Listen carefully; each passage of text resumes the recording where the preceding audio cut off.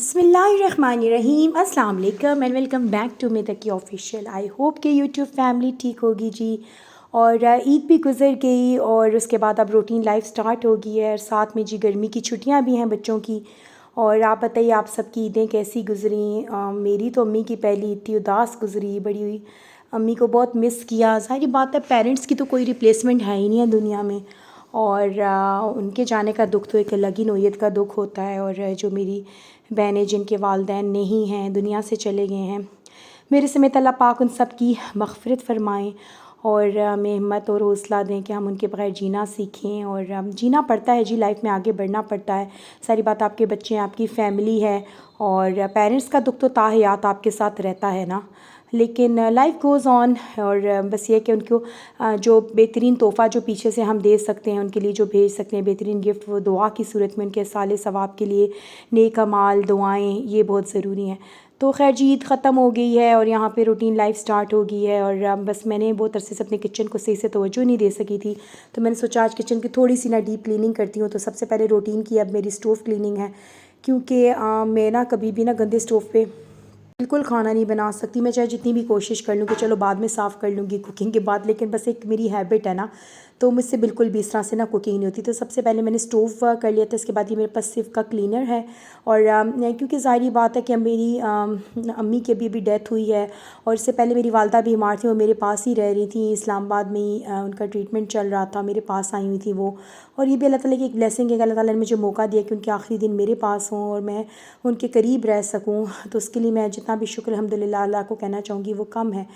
तो खैर मैं आपको बता रही थी कि सारी पता है वो बड़े इस तरह के बिज़ी डेज़ थे कि उसमें मैं बहुत ज़्यादा तवज्जो नहीं दे पाई अपने घर और किचन की तरफ। तो मेरा किचन जो है ना, खैर बहुत ज़्यादा डीप क्लीनिंग तो नहीं, सरसरी सफाइयाँ तो मैं करती हूँ, लेकिन जैसे चीज़ें हटा के, तो मुझे लग रहा था कि आज जो है ना, मैं अभी ईद भी गुजरी है तो मैं अपनी ना थोड़ी सी चीज़ों को हटा के ना डीप क्लीनिंग वगैरह कर लूँ। और ये वैसे भी कुछ लोगों की रूटीन होती है, कुछ वंस अ मंथ करते हैं, मंथली क्लीनिंग चल रही होती है, किसी किसी घर में जी वीकली क्लीनिंग होती है।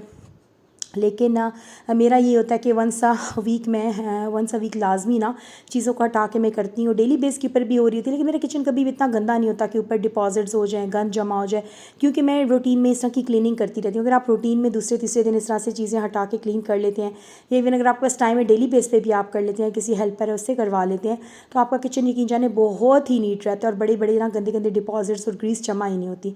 तो खैर यहाँ पर मैं चीज़ें हटा के करी थी, मेरी तसल्ली नहीं हुई थी, तो मैंने सोचा कि चले मैं आज सारी चीज़ें हटा के और करूँ। और ज़रूरी नहीं है कि आप बना हुआ कोई स्प्रे लेके आएँ क्लीनिंग, आप घर में आराम से किसी भी खाली स्प्रे बॉटल में आप विनेगर डाल दें, थोड़ा सा बेकिंग सोडा ऐड करें और वॉशिंग लिक्विड जो है वो आप ऐड कर लें, डिश वॉशिंग लिक्विड और पानी, तो ये बड़ा ही ज़बरदस्त ना एक स्प्रे रेडी हो जाता है आपका। आपकी क्रीज़ को भी हटा देता है और फ्रेगरेंस भी बहुत अच्छी इसकी होती है।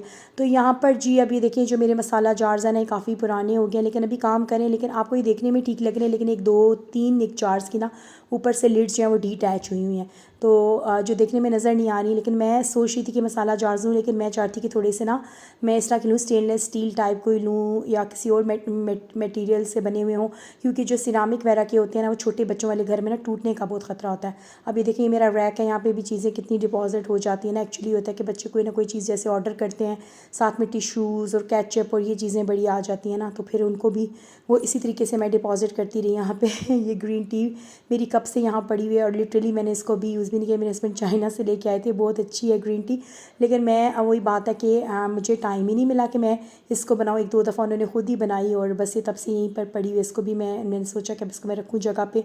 और बस ये कुछ चीज़ें सामने मैंने इसलिए रखी होती है ना, क्योंकि ये होता है कि इनको देख के ना याद आ जाता है कि हाँ ये चीज़ भी यूज़ करनी है, ये चीज़ भी यूज़ करनी है। अदरवाइज़ अगर आप कैबिनेट्स में रखते हैं ना, तो कैबिनेट्स में ही गुम हो जाती हैं आपकी चीज़ें।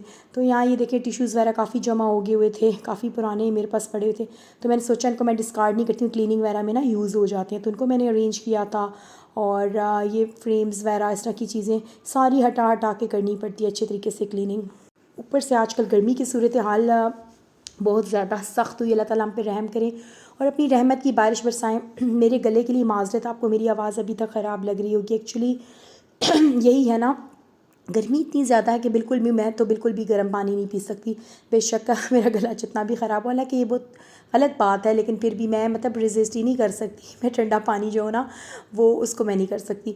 तो बस यहाँ पर ये देखिए ऑर्गेनाइज़र्स अंदर से भी गंदे हो गए थे। ये लैंप मेरी भाभी ने मुझे दिया था, ये रमज़ान का यहीं पड़ा हुआ है। मैं इसको फ़िलहाल तो मैंने इसको क्लीन अप करके इसी रैक में रखा, फिर मैं इसको किसी अच्छी जगह पे लगाऊंगी। और ये बॉटल्स वगैरह जो थी ये मैंने क्लीन अप कर ली थी। गर्मी की सूरत हाल इतनी ज़्यादा, आप बताइएगा कि आपके सिटी में या आप जिस कंट्री से अगर मुझे देख रहे हैं तो आपकी तरफ जो है ना गर्मी की क्या सूरत हाल है, कैसा कौन सा सीज़न है वहाँ पे। और पाकिस्तान में तो ओवरऑल सारे ही जो है ना सिटीज़ के अंदर गर्मी की सूरत हाल ऐसी है। अब अल्लाह ताला से बस ये है कि रहमत की बारिश बरसा दें। तो इसके बाद जी मेरा ये रैक भी मैंने दराज से ऑर्डर किया था। एक्चुअली जो छोटे छोटे रैक्स होते हैं ना, आपको चीज़ों को ऑर्गेनाइज़ करने में बड़े हेल्पफुल होते हैं ना।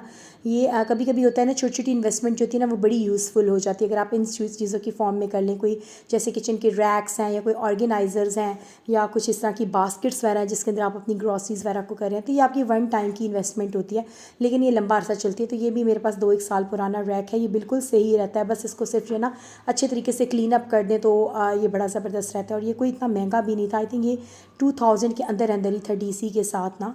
तो यहाँ पे ये मैंने इस वाले रैक में अपने चाट मसाला ज़रा रखे हुए। ये जार्स मेरे हस्बैंड लेके आए थे, ये भी मेरे पास काफ़ी पुराने हैं। ये आइकिया के थे और ये बहुत साल, तो 3-4 साल पुराने होंगे आई थिंक।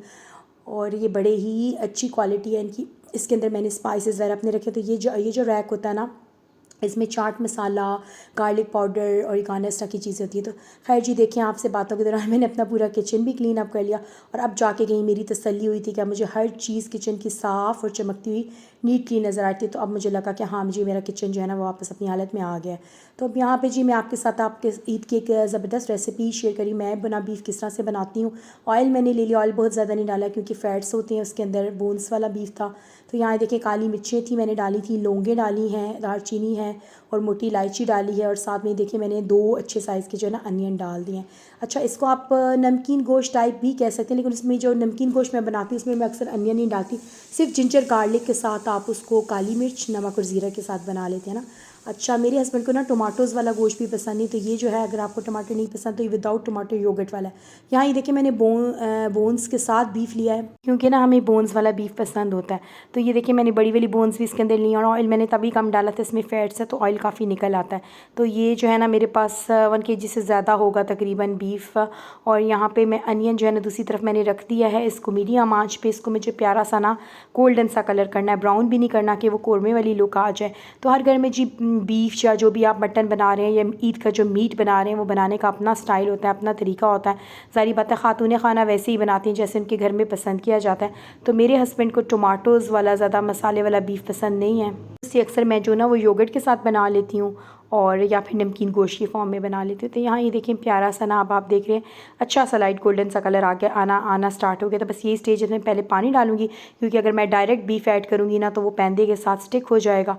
और इसके बाद जी मैं इसके अंदर ऐड कर दूँगी ये सारे का सारा बीफ। और यहाँ पे स्टेज पे मैंने इसकी हाई फ्लेम पे बहुत अच्छी तरह बुनाई करनी है जब तक बीफ का जो है ना कलर जो है वाइट हो जाए, अच्छे तरीके से ये रोस्टेड सा हो जाए। उसके बाद मैं इसके अंदर जिंजर गार्लिक पेस्ट ऐड करूँगी।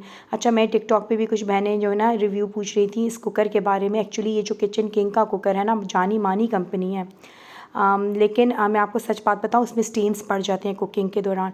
ये मैंने भी लिया था और अच्छी अमाउंट में था, मीडियम साइज़ का कुकर है, I think this is 9 litres या अब मुझे श्योर नहीं है, लेकिन अच्छे मीडियम साइज़ का कुकर है, मीडियम टू लार्ज साइज़ का है।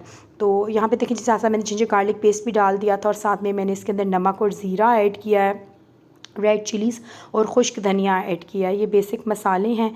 तो मैं आपको बताती हूँ इस कुकर में ना स्टेन्स रह जाते हैं। साथ ही देखिए काली मिर्चें भी ऐड की हैं, तो आप ज़रा सोच समझ के लीजिएगा क्योंकि किचन किंग की बाकी प्रोडक्ट्स तो बहुत अच्छी हैं, मैंने हमेशा यूज़ किया, लेकिन ये ना मुझे बहुत मायूसी हुई है। ये बहुत ज़्यादा मांजने के बावजूद भी इसमें मैंने बेकिंग पाउडर भी डाला, सब कुछ डाल के विनीगर के साथ भी इसकी मैंने इसको डाल के मांजा, लेकिन यकीन जाने इसके स्टेन्स नहीं जाते ना। तो जिसने भी लेना है वो ये ऑनेस्ट रिव्यू यही है कि इसमें स्टेन्स पड़ जाते हैं, बाकी फंक्शनिंग ठीक है इसकी। यहाँ जी अच्छी सी मसालों के साथ बुनाई करके मैंने पानी डाल के प्रेशर लगा देना है जिसमें बीफ जो है मेरा फुल फुल डन हो जाएगा। अब यहाँ पे देखिए मैंने अभी कुकर खोला है और यहाँ पे मैंने बीफ की ना हल्का सा जो भी मॉइस्चर है ना उसकी मैंने बुनाई कर देनी। देखिए मैं आपको दिखा रही हूँ बीफ बेहतरीन गल गया हुआ है, क्योंकि थोड़ा अगर सख्त होगा तो ये मज़े का नहीं लगेगा।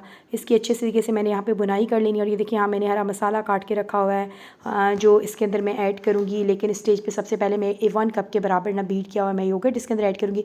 अच्छा योगर्ट खट्टा ना हो आपका, वरना ये कि टेस्ट थोड़ा सा ना उसका डिफरेंट हो जाएगा। तो यहाँ पर अब बेसिकली जैसे हम कढ़ाई में इसका मसाला वेपोरेट करते हैं ना, मसाला ड्राई कर लेते हैं, इसी तरीके से इसकी बस आपने चम्मच चलाते चलाते मैंने ना इसका कर लेना था कि पूरी इसकी ग्रेवी जो है वो ड्राई हो जाए, ऑयल निकल आए। तो बस इसके बाद ये एंड में मैंने इसके ऊपर 1 लेमन जूस डाला था, क्योंकि ये बहुत मज़े का लगता है ना। ऑप्शनल है, आप ना डालना चाहें आपकी मर्ज़ी है, लेकिन मैंने एक बड़ा जो था ना लेमन जूस डालते बाद हरी मिर्चें मैंने काट के तब नहीं डाली क्योंकि बच्चों के मुँह में आती हैं, साबुत डाल दी थी। और साथ में जी हरा धनिया मैंने काट के रखा था और कुछ मैंने गार्निशिंग के लिए रख दिया था और कुछ मैंने इस स्टेज के ऊपर डाला है। देखिए मेरा ना बीफ का सालन आप कह लें, बीफ मसाला कह लें, ये जो है ना ये ज़बरदस्त सा रेडी हो गया। हमारे खाने की फ़ाइनल लुक आपको ना ज़रा सा रेडी है। बीफ करी मज़ेदार, नान के साथ खाएं, रोटी के साथ बहुत मज़े की लगेगी। तो बस ये थी आज की थोड़ी सी किचन क्लीनिंग की आपके साथ रूटीन शेयर की। और साथ में जी ईद स्पेशल एक बीफ की रेसिपी है। अगर आपको मेरी वीडियोस अच्छी लगे तो चैनल को लाइक कीजिएगा, सब्सक्राइब कीजिएगा, मुझे इंस्टा फेसबुक और टिकटॉक पे लाजमी फॉलो कीजिएगा, जिसका लिंक जो है वो डिस्क्रिप्शन बॉक्स में है। तो मिलती हूँ जी नेक्स्ट वीडियो में, तब तक के लिए अल्लाह हाफिज़।